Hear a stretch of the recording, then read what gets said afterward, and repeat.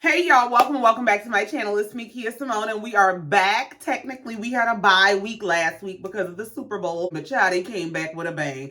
First of all, in regard to King Quad and Dr. G, there is blame to be had all around if you ask me. And more importantly, I think it's something going on between Shireen, Apollo's wife, and Cheick, Phaedra's date, whoever that man. Something going on between them. But let's just get into it. Y'all, please be sure to like, share, comment, and subscribe if you've not already. Thank you so much to all my super thanksters and supporters. Thank y'all so much for all the birthday love. I sincerely appreciate y'all. Yeah, I had to wrap my mind around turning 40, and I'm back to my sanity, I think. I think I'm dealing with this. I think I got a grasp on it. I think we back to cooking with grease. Let me not get ahead of myself. Let's just get into the episode. And before we do, yes, I did watch the Super Bowl. Yes, I did see the Kendrick Lamar performance. Yes, I did think it was absolutely impeccable from every perspective. And yes, I did start to come down here and make a video about it after I saw the mixed reviews and backlash, especially from our damn people. I know you lying. I said, you know what? I'll be damned if I even go down there and pretend like I got the energy to address foolishness. I ain't got time. And I wish our people would adopt the mindset of when you see people coming out the woodwork that I know why he going up there with all that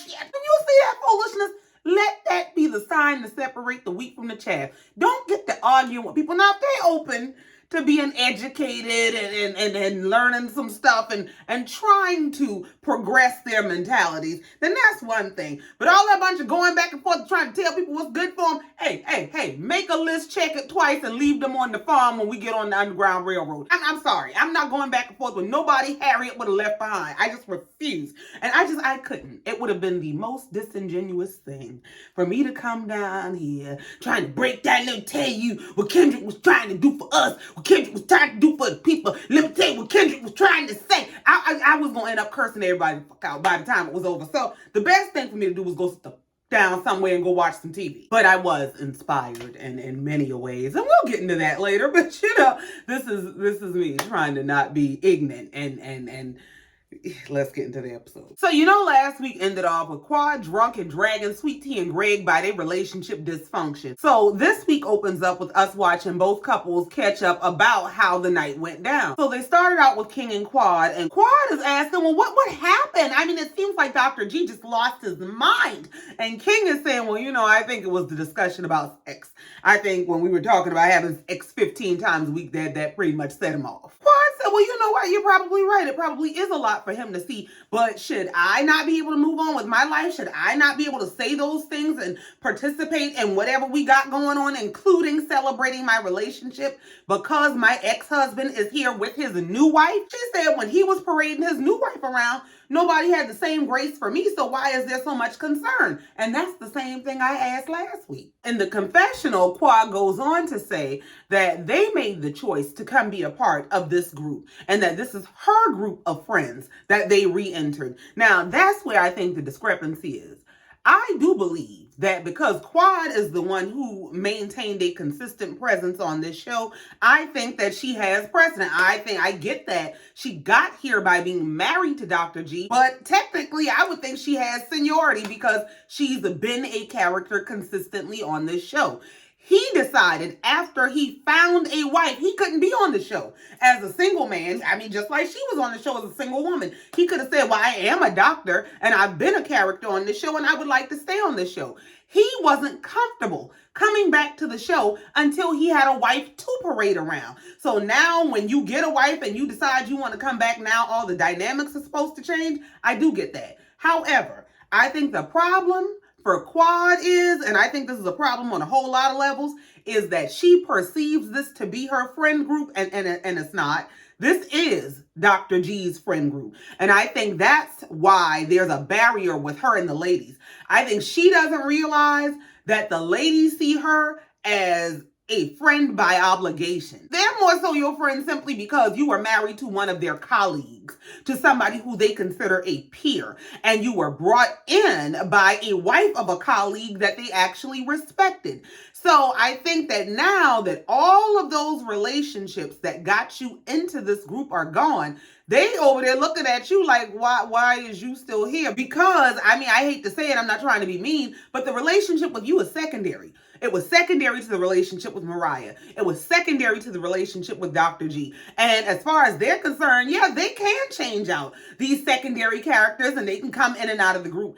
But I think that's the discrepancy that Quad doesn't realize, is that you think this is your friend group, but I don't think the friend group thinks that they are your friend group. So then they cut over to Dr. G and Sweet Tea, and they're talking about the night, and he's starting it like a damn session about how do you feel. This girl says something along the lines of, we're supposed to be working on baby making, but it seems like we're working on everything else. Why is it such a job? I mean, the way y'all probably running the baby off, damn. And you know, it's starting to come off almost like a point of sympathy. Like, when I want you to be soft with me, I'm going to talk about my struggle with trying to have a baby. So Sweet Tea says, well, I guess I'm kind of confused about what happened last night. And Dr. G starts explaining that what pissed him off is when Quad started saying how she left him and she started acting superior and saying things as though she needed to endorse their relationship. Like, I think y'all are perfect together. He said that's what pissed him off. Sweet Tea goes on to say, Quad has some weird behaviors to me. And, you know, I don't know her. Dr. G says, see, but I do know her. And I also know that she was very drunk, and I know how she gets when she's drunk. And they cut to a clip of her clearly drunk as fuck. And she's laughing and cackling and carrying on. And they show Dr. G and Sweet Tea in the background sitting behind her and King. And it could just be me, but Dr. G seems to have the most endearing look on his face. He's just looking at, I mean, just grinning. Yeah. No wonder you got mad. He said that also frustrated him to some extent, and he doesn't like to get upset and yell and argue, so he went on to apologize to Sweet Tea for how he behaved, but said that he does not apologize for how he felt. So they cut back over to Quad and King, and Quad is telling King that when she saw Dr. G acting out the way that he acted last night, she said the first thing I thought is, ooh, there's a little jealousy here. And it almost came off like he's not over me, like maybe she's just a seat filler. I said, Quad, read the damn room. Because that man looks so damn uncomfortable listening to her say that shit. Like, girl, that's some shit you tell your girlfriends. When you call them after the vacation ends and you got to run that, girl, let me tell you how my crazy ex-husband that acted a damn fool on these people island. When you get to breaking down the dirty details, them and yeah, girl, I don't know why he married that damn girl, thinking he gonna upset me. Now he over there stuck with the bitch trying to fight my man and shit. That's who you tell that shit to. You don't sit up here and tell this man, yeah, I think he's not over me. I mean, it seems like she's just a seat filler. If you don't want him to just be a seat filler, keep some of that shit to yourself. I know it scratches your ego in the perfect places, but baby, this not now. So Quad goes on to say, yeah, you know, it was hard for me to even watch him yelling at her the way he was yelling at her last night. He hasn't changed. Like, girl, we know.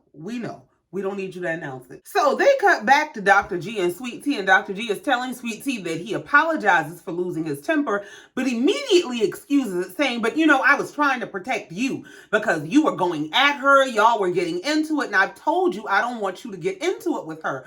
Sweet Tea said, well, you gotta give me some grace because I'm not the type to just let people say anything to me and I just eat it.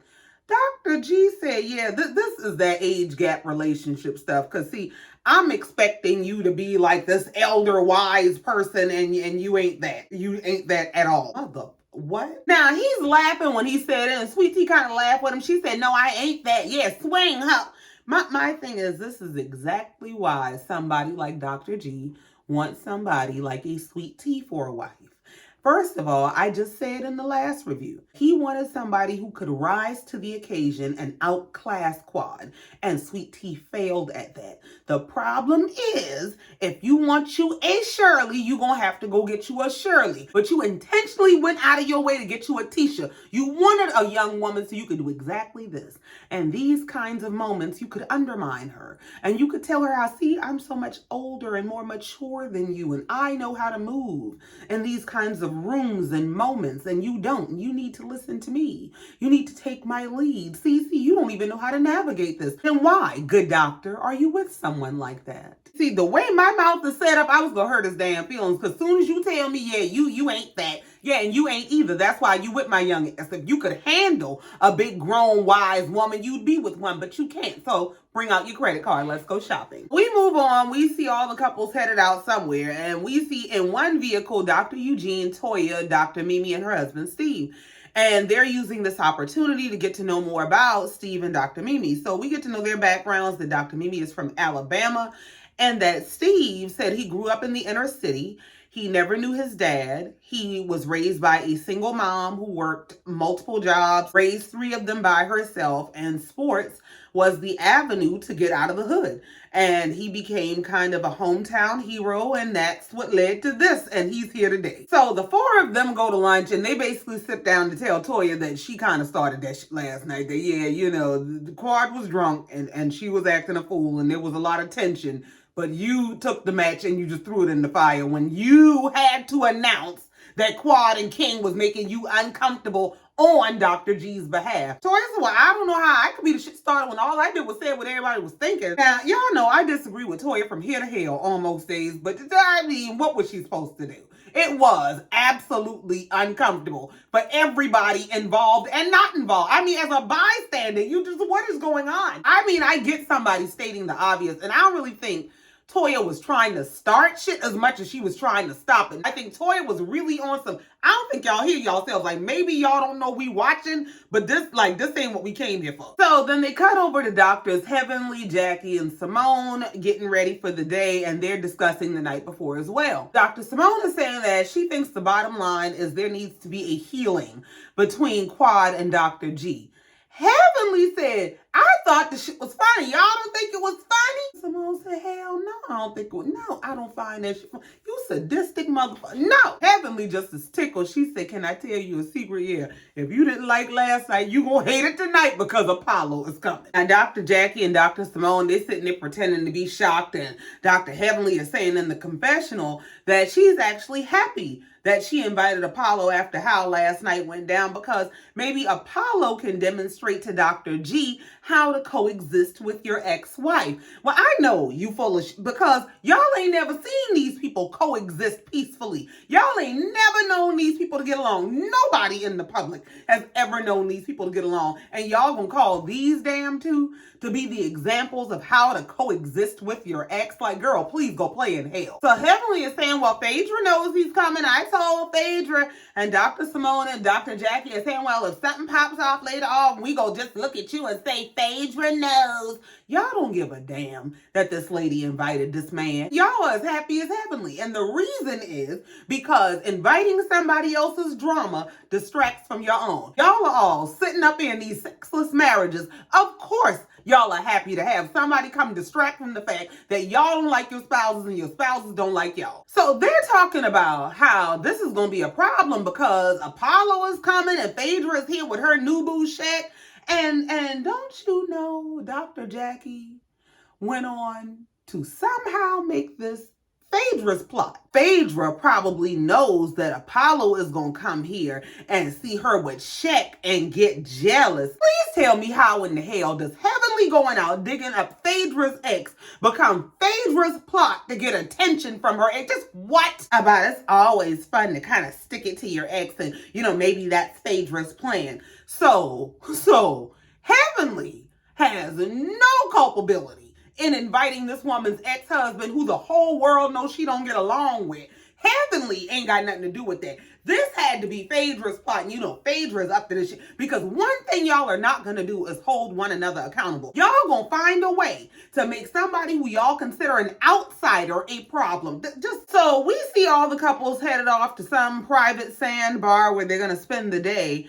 And Heavenly is calling Apollo to see where he's at. And he's saying he's on his way. And she thought he wasn't bringing the wife, but apparently he is bringing the wife. And Heavenly is saying in the confessional, I mean, well, if it gets uncomfortable, she already ran this past Phaedra. Phaedra is in the confessional saying she told Heavenly This was some weird shit. Like, why would you want to invite my ex-husband to come on a couples trip that I'm going to be on with a new guy, and we go all be on a boat stuck in the middle of the damn water together? Now, as Apollo and his wife are walking up to the boat, here go Quad. What's up, Apollo? Come on through, Apollo. I'd have cursed Quad ass out. I know you didn't just damn near tear up these people hotel last night, arguing, fussing, fighting, and carrying on with your ex-husband and his new wife.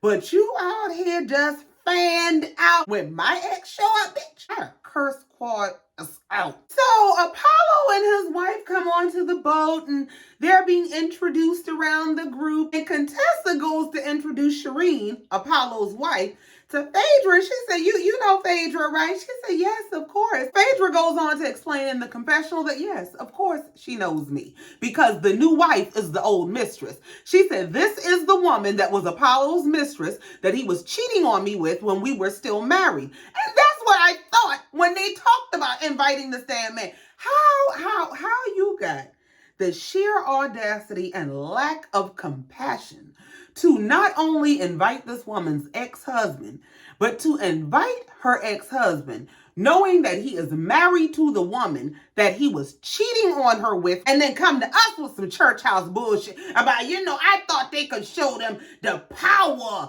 of resolution and the remnants of marriage. Let me tell you something people gonna learn the hard way is the same thing that makes you laugh will make you cry. You sit up here thinking it's cute and it's entertaining and it's a great distraction from your marriage to laugh at what somebody else went through. But baby, when you get done laughing, when this joke ain't funny no more and people need something else to laugh at, you next. And of course, they showed the clip from Real Housewives of Atlanta from back in 2016 when this girl came on Real Housewives of Atlanta to make her presence known about, wifey wasn't around, so I was there for him. Girl, now he dragging you across this TV with a bad tummy tuck, embarrassing yourself. Just Phaedra goes on to say it's creepy, it's very unsettling. Yeah, like, bitch, you got the man. What do you want, my skin?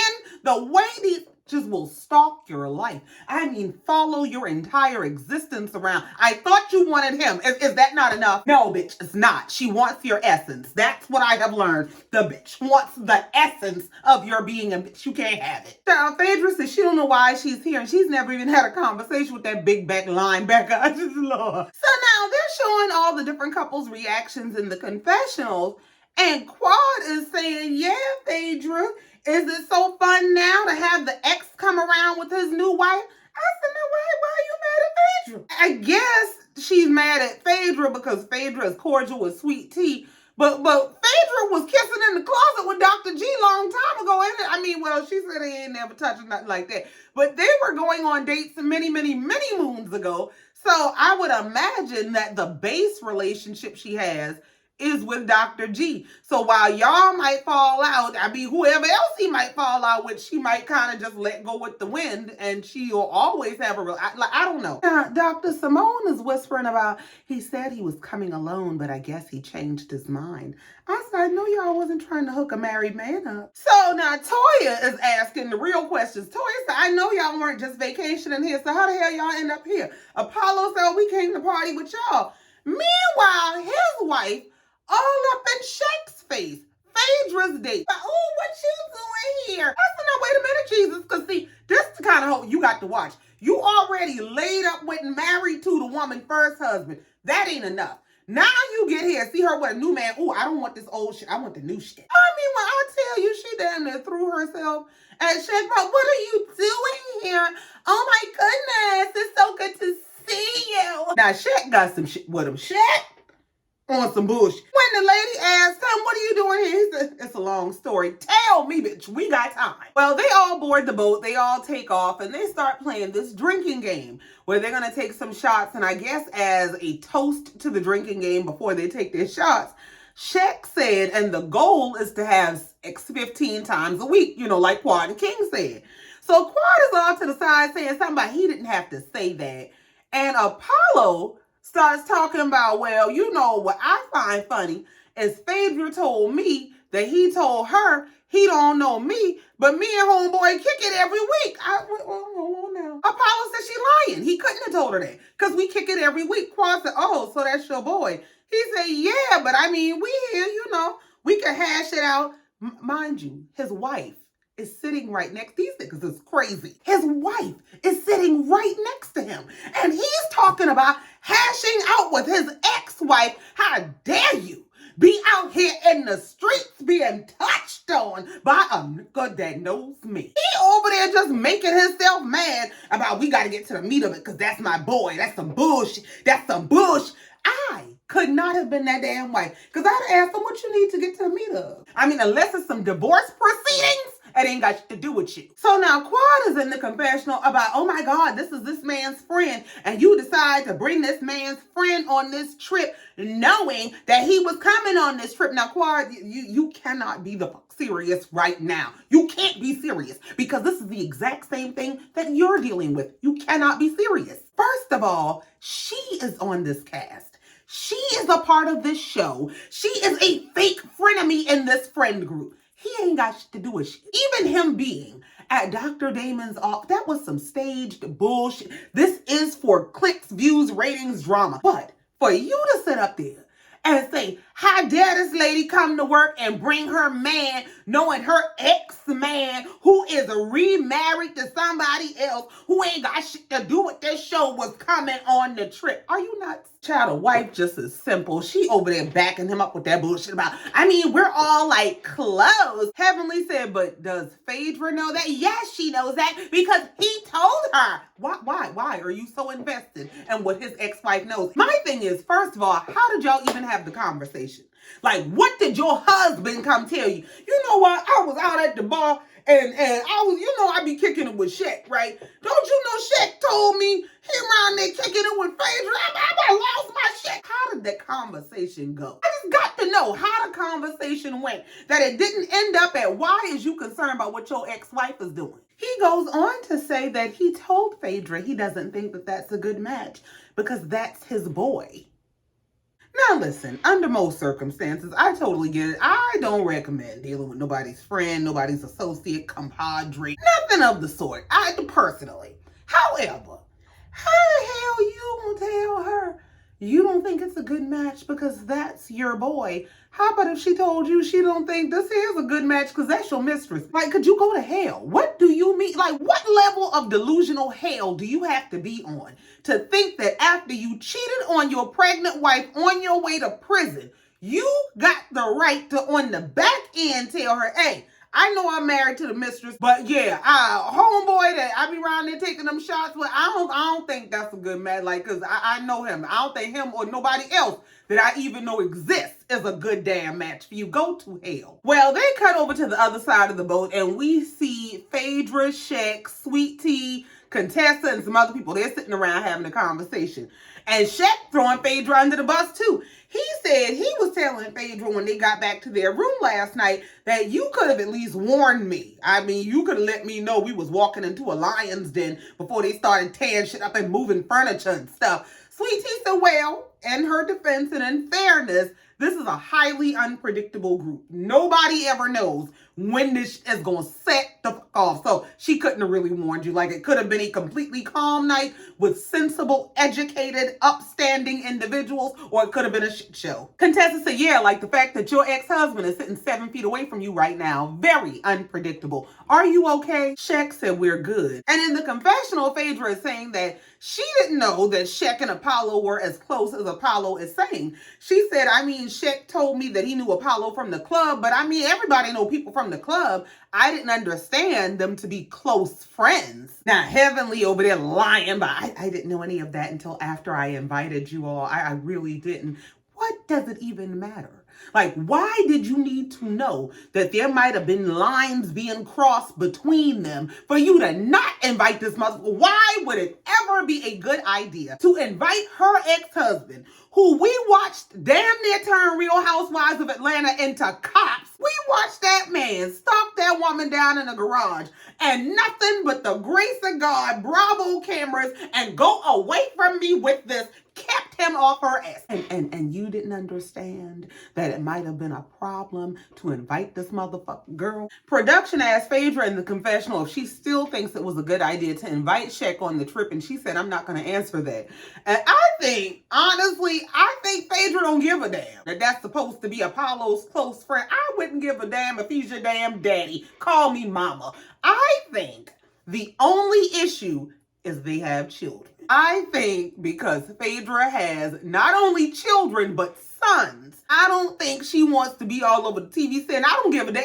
If I ain't them yet, I might now because that's your friend, bitch. Like, I think she's trying to not be that person because you want to be some kind of upstanding as a mother, and she already 2 seconds from throwing it in a circle on Instagram. But I really don't think Phaedra gives a damn that this man is supposedly Apollo's friend. So they all arrive at the sandbar they were headed to. They are all stretched out on the beach and smoking cigars and just, enjoying the atmosphere. Well, Steve, Dr. Mimi's husband, he decides to try to find his way around the group, and he goes to asking Apollo who he is and how he's affiliated with the group. Apollo said he knew every damn body but Phaedra. This nigga said, well, I was invited by Dr. Damon and his wife, Dr. Heavenly. Yeah, and I know Quad, and I know, I know some of everybody.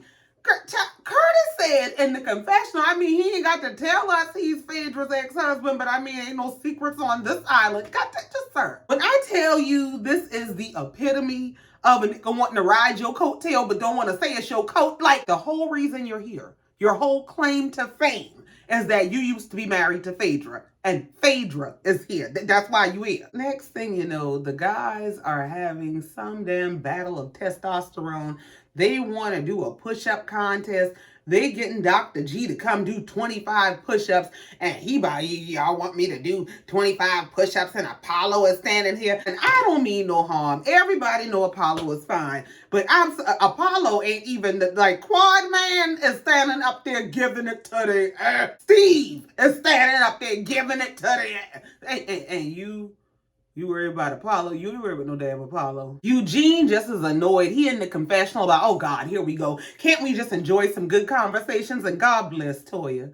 She done grown so much because you could see Toya just looking down and looking around. And we know that there was a time Toya would have been telling him, you need to be down there doing them with him. But thank God he didn't, because Dr. G out there embarrassing his damn self. Yes, he got through the 25 push-ups, but he said, Letitia. If you don't get what in the major pain hell is you doing? He got up talking shit too, but don't play with me. Just, sir, sit your ass down. Well, they get over that bullshit, and Eugene gets in where he fits in. He decides to propose a toast between the guys, and he's saying how he's just happy to be having some guy time, and he mentions King in his toast. So first he jokes about King taking his shirt off around all the ladies, and then he said, seriously, I appreciate you coming in and just being a positive person, a positive energy. And King is saying, and I appreciate y'all receiving me and treating me well. Meanwhile, they pan over to Dr. G. He's sitting over this side eyeing Eugene. Dr. G interjects to say, well, I haven't really welcomed you in, but that's because it's been awkward for me, and I don't really mean you any disrespect, and I don't mean her any disrespect. We just have a history, and she was speaking over my new marriage, and I didn't appreciate that. Now, I also didn't handle that the best way, but I meant no disrespect. Now, King agreed with Dr. G. He said, yeah, you guys have a past. It's obvious, it's there, and we can't change the past. Dr. G says, all I said was you talk too fucking much. See, sir, the call is coming from inside the house. Everybody looked at him like, is you stupid? King said, hold on, say what now? You told who that they talked to? You told my woman she talked too much? So when King said, hold on, you said that to her? Greg said, I did. And I know how she is. I know she had too much to drink. King said, oh, hold on, because I didn't hear that last night. Dr. G said, yeah, I'm glad you didn't. Child, Scott stepped in. Scott can see this shit going left from a mile away. Scott stepped in like somebody granddaddy. He said, now listen, y'all need to let the sun set on that shit y'all had going on yesterday. King said, I don't think so. I think we got a problem. First of all, I think Greg needs to understand that every man does not want to bond over the disrespect of women. Like, he's not going to bond with you over you telling your ex-wife, who is now his woman, to shut the fuck up, basically. But also, when they played the clip to show the moment that Greg is referencing, they show what Greg said was, you have a big fucking mouth. Now, in that moment, King was turned around looking Greg directly in the face. So, what do you mean you didn't hear him say that last night? It's giving delayed reaction. Child Cecil in the confessional saying, well, I guess we see it wasn't just one person with a big mouth, it's two. Because Greg don't know when to shut the fuck up. So when Greg starts laughing about, yeah, I told her she talked too fucking much, and King is saying, hold on, you said that to her last night, and he's saying, I didn't hear that. King said, well, I'm offended by that, so I think you need to apologize to her. Dr. G said, well, I think there's some responsibility to be had all the way around. King said, I don't think so. Dr. G started looking around at the other men. Dr. G started looking around at the other men like, are y'all gonna help me? No, they not. Eugene caught that damn SOS alert. Help me. Eugene said, if I may interject, Scott said, please. Eugene got the stuttering so damn bad. Eugene said, I think, hold on now. Wait, where was I trying to go with this? Wait a minute now. Hold on. Let me think for a second. King got the ass so terrified, Lord. So Cecil tried to take over. Cecil said, hold on. Okay, let me try. Cecil said, well, King, I don't know what Quad told you, but I imagine that she got emotional. King said, yeah, of course she got emotional because there's trauma there, so it's going to upset her. It's going to hurt her. Well, here come Dr. G, not knowing when to shut the fuck up. He jumps up about, well, listen, if I knew you, and he walks up on the man about any of these guys here tell you that if I knew you, I would have addressed you, and I hope that you're willing to stand up for it. If you don't go sit your mighty mouth ass down. King said, most definitely. Greg said, okay, good, and turns around and goes marching back to his beach chair. See, now, you gonna go get restraining orders on people that you done provoked and antagonized. Because, like, why would you walk up on that man like that? Now, let me just tell you the psychological bullshit that he gonna try to sell to justify this. He's gonna say, I wasn't running up on him. I was walking up to him to have a personal conversation, to close the space between us so that we could look each other in the eye, so that we could touch hand to hand, man to man, so that he could feel me heart to heart and know that I meant what I was saying. I wasn't trying to intimidate him. I can't intimidate him. Look at how much bigger he is than me. No, you and your Napoleon complex wanted to start some shit. You went marching over there like you gonna check some shit. Now, when this dog done got off his leash and out the yard, now, oh God, he's a nut. Get a restraining order. You were absolutely going to try to antagonize this person. You're trying to bait him into, like, to walk up on him about, I hope you were ready to defend her. What? Now, I'm gonna get on King because King was out of line later on. But this here, is starting some shit. King said, yeah, I am prepared to defend her, and as long as you know that, we are right. Greg said, yeah, I don't have no problem with you. King said, no, we don't have no problems. And they're in the confessional, King and Quad. And King is saying we can keep the peace, but he's going to have to apologize and make it right because there are certain lines that you just don't cross. Now, that's all well and good. I heard you. But let me tell you what my side eye saw. Now, they panned out, right? And we see a full body shot of Quad and King. And Quad is wearing a brown sleeveless leather maxi dress. Now, I had just been scrolling on social media because this is how I be realizing it's time to go do my review when I start seeing clips from a new episode stuff. And I started seeing clips of Watch What Happens Live. And y'all know who was on Watch What Happens Live? Contessa and Sweet Tea. Yes, they were. And I saw the people carrying on.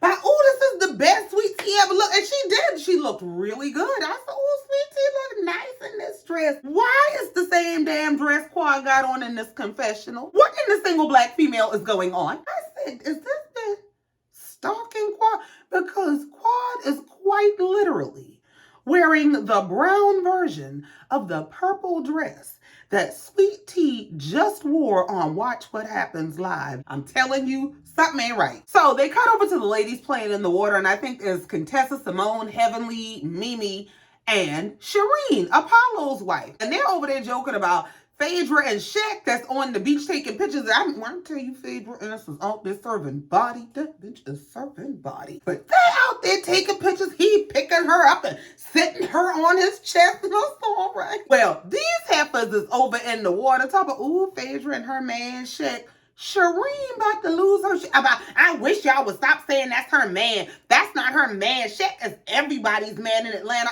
This chick is nuts. Let me tell you something about a side bitch. Them bitches be so obsessed. It's sick.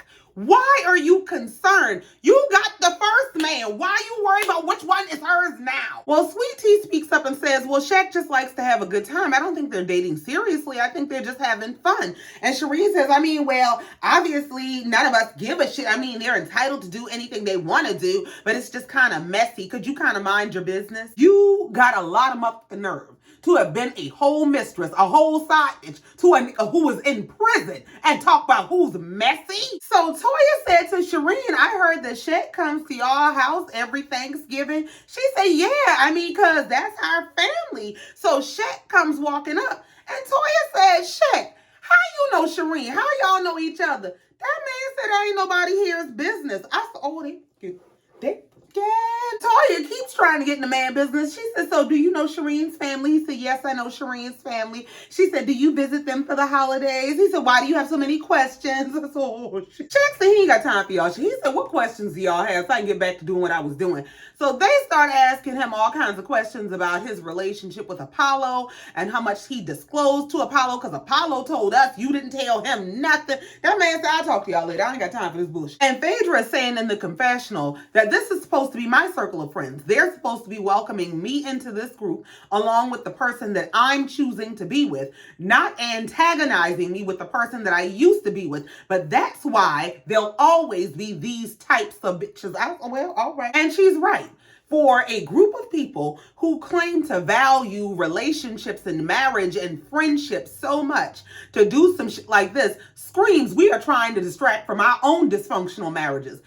And since you won't tell us your business, we'll go dig your business up, put it in your face, and force you to deal with it for our entertainment. So Cheick takes this opportunity to address the issue with Apollo. He said they were questioning me about whether I told you about what was going on with me and Phaedra.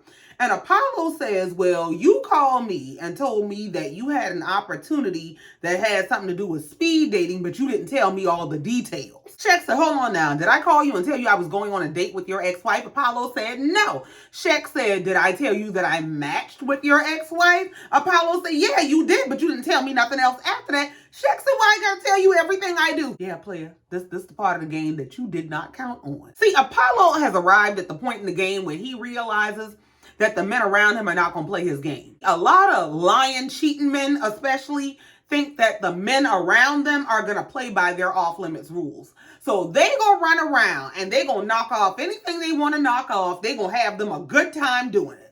But when it comes to their wife, ex-wife, the mother of their children, a woman that has or had any value to them or their life is supposed to be off limits to any man that has ever known that that woman was associated with them. And what they be finding out the hard way is the men don't give a them men don't give the first damn. Oh, you not stuck with her? Oh, we was waiting on that. Come here, girl. And this is the point at which I have decided that Heavenly ain't got the good sense God gave her. Because this lady is sitting in the confessional saying Phaedra knows what she's doing. I think Phaedra wanted to piss Apollo off. I think she knew that Apollo knew Cheick and Cheick knew Apollo, and she knew what she was doing. But that's just Phaedra. Did Phaedra invite Apollo to this motherfucker? Y'all quick to say Quad ain't married to medicine. Phaedra ain't married to medicine. Well, Apollo is married to a damn side chick. Apollo ain't married to shit. And you invited that mother. You invited a mother that has no association with y'all social group. And that became the fault of the person that y'all invited that person to antagonize. Y'all out y'all goddamn mind. So as Cheick and Apollo are going back and forth, Phaedra interjects to say, but why do you care, Apollo? I'm not married to you. Why do you care? This man said, I don't give a hoot what you are. She said, then why are you worried about who I date? The Shireen bitch comes up out of the ocean, out of no motherfucking way. I mean, Apollo don't care what you doing. Ma'am, your husband is on a whole trip with people he don't can know so that he can harass his ex-wife about why is you dating a nigga that I do know. And Shireen goes to interject to Apollo about Apollo, I told you, Miss Faye. Phaedra said, my name is not Miss Faye, you bad built bitch. Girl. Shireen is screaming at Phaedra about he don't give a fuck about you. This must be a side chick initiation ritual. This must be something they all have to go through because it plagues their mind that he does. He absolutely gives a fuck about her. He is chasing her all over TV and all over the nation. And it ain't got nothing to do with their turn. Who the hell knows where to turn at? He got your ass dragging behind him while he's dragging behind her. And you in these people water screaming about, he don't give a fuck about you. You ain't got the sense God gave a goat. See, this is what I be talking about when I say the side chick wants the attention of the wife. She don't give a but that nigga. And the thing is, the woman done turned around and filed for divorce after the show came on air. But Apollo be around there whooping her ass and all kind of stuff. Now you on the TV screaming at his ex-wife, he don't give a fuck about you. Only for you to pop up on the internet, but you got an anime Bullock story to tell. Phaedra said, I don't give a fuck about him. He's the one around here chasing me and chasing everything that I do.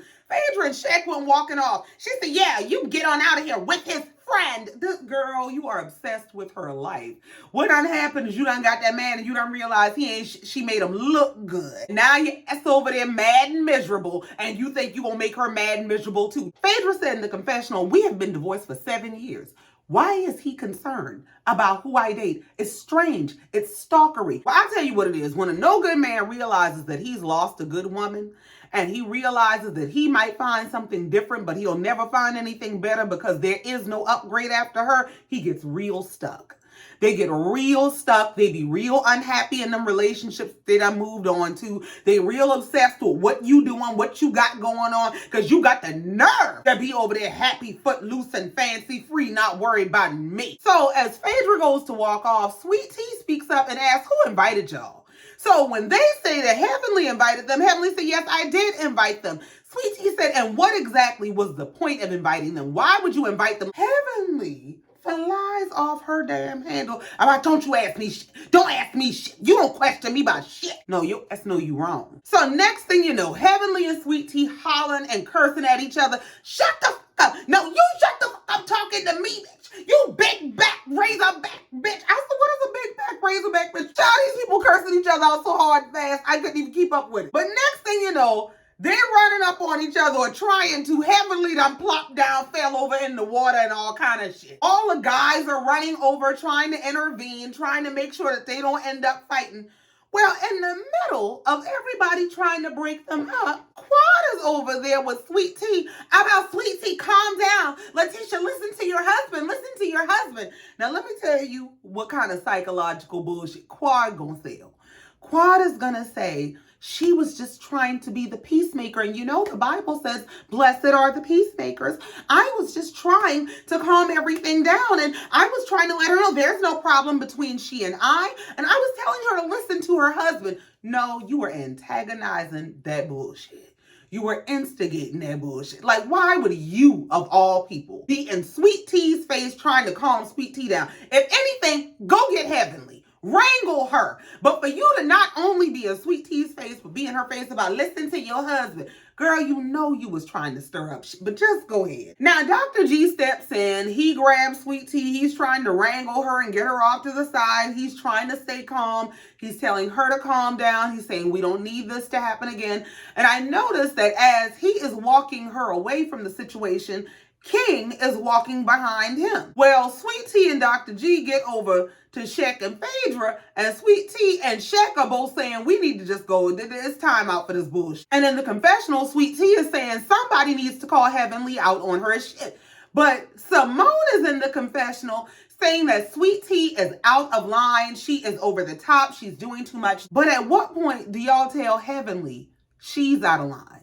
At what point do you say, why would you curse that girl out for asking you a very valid question? All that girl asked you is, why would you invite these people, knowing what the dynamic is? And Heavenly hauled off and absolutely disrespected that woman. The way that they handle conflicts in this group gives, if you don't have a medical degree, you also don't get respect from us. Because to say that somebody is out of line for being reactionary to disrespect and never, ever, ever address the person who is consistently disrespecting people, you're the actual problem. You're like the mastermind of the problem. So now, as Dr. G is trying to calm Sweet Tea down, King says steps in and asks Phaedra to take Sweet Tea to the side so that he can talk to Dr. G. Why do you want to talk to him now? Well, he explains in the confessional that his reasoning is that now, during the chaos, is the perfect time because the other guys are distracted and he won't feel a need to perform in front of the other guys or be a big man in front of the other guys. So we can just address it, he can apologize, and we can move on. I guess that makes sense in some mansplain universe, but the way that he approached Greg made all that some bullshit. Because as soon as Sweet Tea and Phaedra walks off, he says to Greg, by all that shit that happened last night, I'm going to let that slide. Dr. G said, okay. King said, yeah, so you don't need to speak to her no more. Dr. G said, I don't want to speak to her no more. King said, all right, well, don't let it happen again and we won't have no problem. G said, look, tell her to stop saying the shit that she says. King said, no, she can say anything she want to say. G said, not to me, she can't. G said, how you going to tell me I can't say shit to her, but she can say anything she want to say to me? Does that make sense to you? He said, well, if she says something to you, you come address me. G said, look, tell her don't be coming at me with the crazy shit. And if she come at me with the crazy shit, King said, hold on, I'm telling you something right now. I ain't asking for your agreement or your participation. I'm telling you the law of the land right now. King said, I know about the past. Greg said, you know about her side of the past. King said, well, tell me something different then. Greg starts laughing and saying, you gonna find out. You gonna find out. Well, King took that as a threat and said, you don't want to find out. G said, I don't want to find out what? G said, I'm a whole doctor. I don't have time to be fighting with nobody who's coming at me with veiled threats.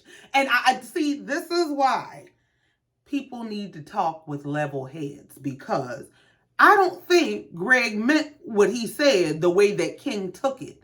He wasn't saying it like, oh, you gonna find out, I'm gonna show you something. He's saying, you know what she has told you, but you, through your experience with her, are going to find something different to be the truth. Now, whether that's the truth or not, that's what I think Greg was saying. I don't think it was a threat, but King was so up in arms that he took it as some rah-rah shit. Now, I don't think that's how the man meant it at all. So now they're going back and forth, and King by, I ain't making no threats. I ain't making no threats. So G standing up there trying to look as big as he can, stretching his arms out. But I don't care, bro. I hope you sweep her off her feet and take her as far away from here as possible. G, I think you're supposed to do that with bears and wild animals and shit. I don't think it's going to keep this man off your ass. G is yelling, but I ain't got no words for her. I ain't got no words for her, bruh. King says, as long as you ain't got no words for her, we good. So when King says this, the episode starts to come to an end with the guys walking up to intervene. Now, as Cecil and Cheick are walking up to separate them, Greg starts getting a little louder and a little prouder. And he, man, who you talking to? Who you think you talking to, bruh? Yeah, I knew you was like that. I knew you was like that, because see, I know about your girl. That I know how your girl is turned King to King Kong. That motherfucker came up out of his shirt and said, I'll beat your ass up. Wait a minute. Child, Quad went running across that beach like Sugar Avery going to stop Celie from shaving Mister. And the episode came to an end with King running G down, G trying to get away from him, Steve trying to run interference, Sweet Tea broke loose and all her damn military training came back. She wasn't running across that beach for her damn man. But that's it, that's all, and I ain't got no damn more. I don't know who I stay whooping next week. Child look like Phaedra so sick of this. She booked a private jet and hightailed the up out of there. But we'll get into that next week. Thank y'all so much for coming down here, listening to me, and letting me get this off my chest. Y'all, please be sure to like, share, comment, and subscribe if you've not already. And in the meantime, until next time, just like every time, you know I love you and I mean it. Bye.